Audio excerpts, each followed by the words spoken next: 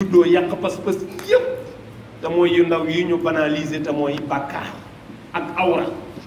benn bindkat bu mag moo ko wax ci tubaab bi ne leen maa ngi leen di dénk ñaar bu ngeen bëggee gañe jullit yi mooy fexe leen ba ñu banaliser ñaar fexe leen ba ñu ñàkkal fayda bàkkaar buñ ko jàppee lu am solo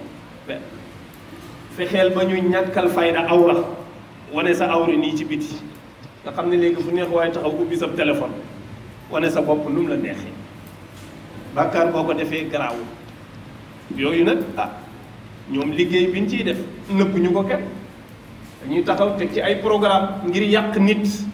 la jaral jullit yi ñu teg ci programme pour defar njabootu ëllëg parce que am na ñoo xam ne nag dëgg-dëgg bu neexee yàlla rëcc nañ ba pare insha allah waaye li ci seen kanam lañ xamul fan la jëm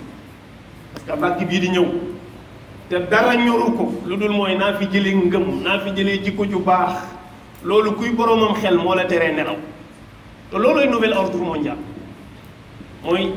ordre bi yàlla tëralee àddina njuumte la te weesu nañ ko fokk ñu walbatiku doxal àddina bi ci beneen ordre bu bees boo xam ne ñoom ci seen xelum bopp ak ci seenu caay-caay képp lay tege te heure bu ñëwee dàq ngëm dàq jikko ju baax